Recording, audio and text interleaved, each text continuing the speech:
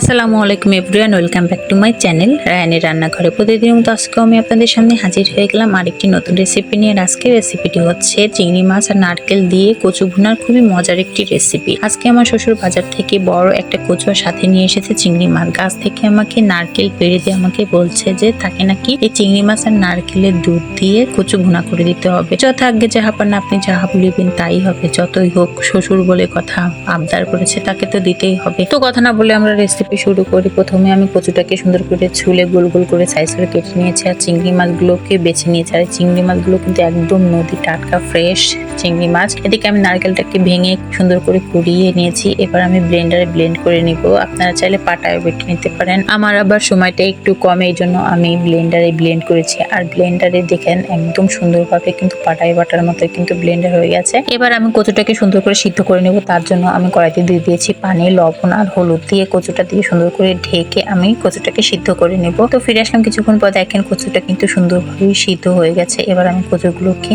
নামিয়ে নিব। সিদ্ধ করা কচুগুলোকে আমি নামিয়ে নিয়েছি। আর এই কচুগুলোর মধ্যে কোনো এক্সট্রা লবণ বা হলুদ দেওয়া লাগবে না, এভাবে আমি এখন ভেজে নিব। এবার দিয়ে দিব আমি পরিমাণ মতো তেল। তেলটাকে ভালো করে গরম করে নিয়েছি। এবার একে একে তেলের ভিতরে কচুগুলোকে আমি ছেড়ে দিচ্ছি। কচুগুলোকে নেড়ে চেড়ে আমি কচুগুলোকে কড়া করে একটু ভেজে নিব, লাল লাল করে ভেজে নিব, তাহলে কচুটা খেতে বেশি ভালো লাগবে। তো আমি কিন্তু কচুটা সুন্দর করে ভেজে নিয়েছি। এবার আমি নামিয়ে নিয়েছি একই তেলের ভিতরে। এবার আমি চিংড়ি মাছগুলো ভেজে নেব। আর চিংড়ি মাছগুলো কিন্তু আমি বেশি কড়া করে ভাজবো না, একটু হালকা করে ভাজবো, কারণ বেশি কড়া করে ভাজলে চিংড়ি মাছটা শক্ত হয়ে যাবে আর খেতে ভালো লাগবে না। তো আমি চিংড়ি মাছটাও ভেজে নিয়েছি। এবার একই তেলের ভিতরে দিয়ে দিলাম পেঁয়াজ। পেঁয়াজটাকে আমি ভালো করে বাদামি করে ভেজে নিচ্ছি। ভাজা হয়ে গেছে। এবার দিয়ে দিব আদা রসুন বাটা, দিয়ে দিব শুকনো মরিচ বাটা, স্বাদ মতো লবণ, পরিমাণ মতো হলুদের গুঁড়া দিয়ে মশলাটাকে ভালো করে আমি নেড়ে চেড়ে ভেজে নিব। তো ভাজা হয়ে গেছে। এবার দিয়ে দিব নারকেল বাটা। নারকেল বাটা দিয়ে ভালো করে নেড়ে চেড়ে মশলা আর নারকেল বাটাটাকে একসাথে ভালোভাবে একটু ভেজে নিব। নারকেলটাকে ভালো করে একটু সিদ্ধ করে নেওয়ার জন্য দিয়ে দিলাম অল্প পরিমাণে একটু পানি। পানিটা দিয়ে আবার ভালো করে নেড়ে চেড়ে একটা ঢাকনা দিয়ে আমি ঢেকে এটাকে